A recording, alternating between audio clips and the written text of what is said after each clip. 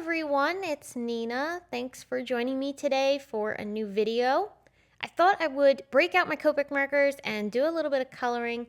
I fell in love with the Mother's Day Tulips stamp set that's part of Simon Says Stamps Hello Gorgeous release. Now before we get into the project, I wanted to pause and tell you about the Simon Says Stamp Hello Gorgeous blog hop that's happening right now. You can go over to my blog and get more details on the hop. I have a link to my blog if you're not already there down in the video description on YouTube.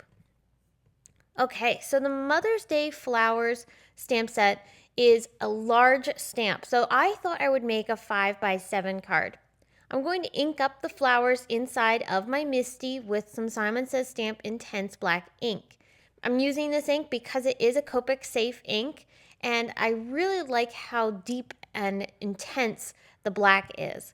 Now I had a couple spots where I didn't get quite enough pressure, so I'll just re-stamp this image again right over top of the first stamping. It's one of the beautiful things about the Misty is that if you mess up, you can always go back over it.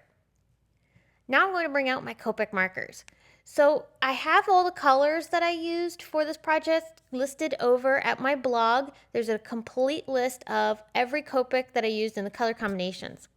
I also have the products linked below in the video description of this video and also on my blog too, so if you're interested in any of that, be sure to check those places. So to start my coloring, I wanted to kind of have a mix of greens for the tulip leaves and also the stems. So for this first color combination, I have YG41 and 45, and I'm blending those out, kind of focusing the darkest color down the center of the leaves. I did the exact same thing for the other color of leaf combination, which was YG11, YG13, and YG17. I really like to focus the coloring first with the lightest color and get that paper saturated. Then I come back in with the darkest, add my shading in the areas where I'm going to want it, then bring in the medium color and kind of feather that out into the lighter color, and then I'll finally use the lightest color to blend everything together. You always want to make sure, no matter how many colors you're using, that you always start first with the lightest color and really get that paper saturated. It's going to help move the darker color a lot easier when you go to add the shading. I also brought in this YG color combination, which was YG 61, 63, and 67 to add that nice color for the stems of the tulips. All of the tulips themselves, all the petals, I colored them in the exact same manner, but of course changed up the colors. I first brought in this hydrangea shade of colors. It's a really nice blue-violet, and I'm going to first start with the lightest color and then bring in that darker color, which is quite intense, and just use that sparingly. Then I'm going to bring in that medium shade and really start to feather out the color in towards the center. As I color, you're going to notice I'm going to leave a nice light area right in the middle. That's where I want to focus the highlight of this flower. I like to do that for a large area and leave a nice large space that's going to provide a highlight. It makes the image feel more dimensional and have a bit more contrast. So I really like focusing an area like this as the light point. Now for the rest of the petals, because they're so tightly spaced and there are quite a few of them, there's not going to be as much light on all of them. So what I'm going to do is I'm just going to add some shading around the edges of each petal and then fade it out with the lighter color. So it's just a light bit of shading and a little bit of blending, and the real focus is going to be on that mid-center petal. And I'll do that for all of the other flowers. I brought in a yellow combination next. This is Y11, 15, and 19. I really liked how Y15 blends with Y11. There's a few other shades of yellow in between Y11 and 15, but I typically like to skip them and go right from 11 to 15. I feel like that really blends out well together. So I started first with Y19 to add that darker shading, and then Y15 is the transition between the two colors to Y11. I wanted a nice pop of spring pink in this color combination, so I thought I would use RV23, 25, and 29 to color in the two tulips on either side of the yellow and blue flowers.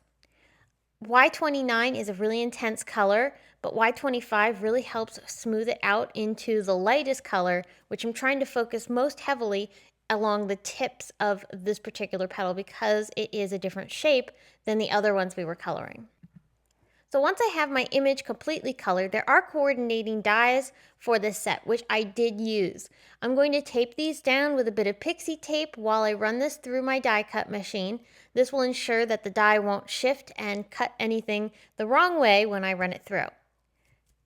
I'm going to put this on top of a 5x7 card, so I need to create a nice pretty panel that's going to go behind the tulips. So I started first by ink blending on one corner with some green. This happens to be some Sprout ink. And then I'll pull in some Fairway to add a little bit of ink blending over top of a stencil.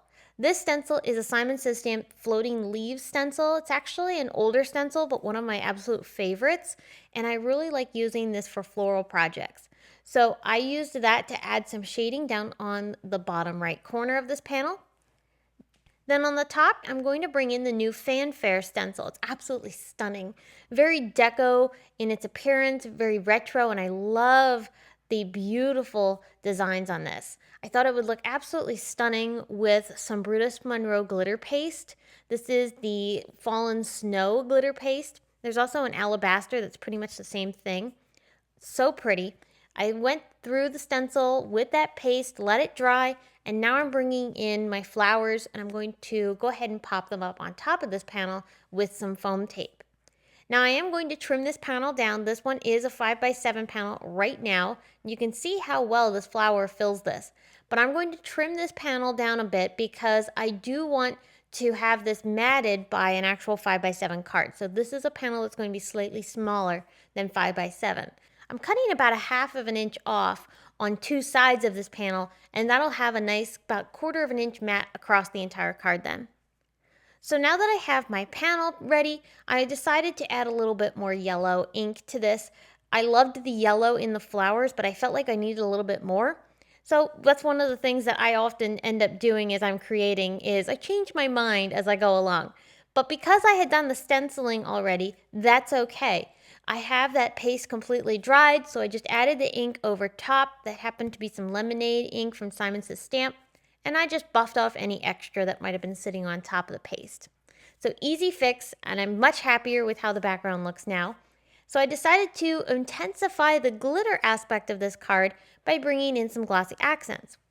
I'm doing this because I want to be able to sprinkle on some glitter.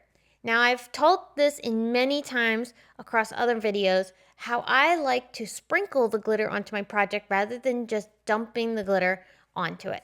Now once in a while I will dump the glitter depending on what I'm doing, but 9 times out of 10 I like to sprinkle. And the reason I like to sprinkle is for 2 reasons. One, it provides a slightly lighter application of glitter. It's not so intense. And 2, it allows me to get more of a variation. If you notice, I used 2 different glitters on this project. Simon Says Stamp Unicorn Dust and Simon Says Stamp Unicorn Confetti. The confetti is a bit chunkier glitter rather than the finer glitter from the Unicorn Dust. So we get that really pretty variation of glitters across this leafy background, which is really, really nice. And they sparkle beautifully with the FANFARE stencil in the background. To add a bit of embellishment, I pulled out some fairy drops from Open Studio, and I thought I would just put a few of those onto my project. I used about 7 of them, and I used a few different colors. Simon Says Stamp's new Fancy Mom die, which is actually something I designed for this release, was perfect size for this card. So I went ahead and die cut this from some holographic cardstock, and I'm just going to use this sentiment along with the shadow layer to add a large greeting along the top left side of my card. The shadow layer I cut from some white cardstock, and I will also cut the main Fancy Mom die a couple of times from white cardstock as well so that I can stack those die cuts behind the holographic piece. And that'll just give a little bit of lift off of the shadow layer and add some dimension.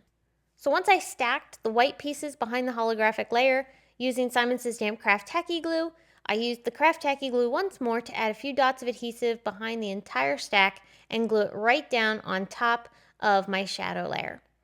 Then I'll use some foam tape to pop the sentiment up onto the left-hand side of the card. And I did have this sentiment that said grateful for you. It was in my stash. It was something I had stamped from one of the other stamp sets in the Simon Says Stamp Hello Gorgeous release, and I had never used it on the project that I had actually originally created it for. So when I had made it, all I did was stamp the sentiment with embossing ink onto some guava cardstock from Lawn Fawn, and then used white embossing powder to heat set that for a beautiful greeting. So it worked perfectly for this card, and I was glad I got to use it up. I absolutely love how this card turned out. It's super springy and very bright. The Copic coloring looks absolutely gorgeous on these flowers, but you could totally color them with any other medium you prefer. So if you wanted to recreate this card, but you actually prefer to use watercolors or colored pencils, switch up the coloring medium, and I think this card design would look absolutely beautiful no matter how you colored it. Well, I hope you enjoyed today's video using the new Simon Says Stamp Hello Gorgeous release. It's a really beautiful collection filled with many spring-themed products, including lots of florals. So I encourage you to check it out. Don't forget that there is a blog hop happening, so you can head on over to my blog for additional inspiration using this collection. I thank you so much for watching this video. Be sure to subscribe if you enjoyed, and if you have already subscribed, I thank you so much for doing so. I will see you all again very soon, but until I do, I hope everyone has a very wonderful day. Bye!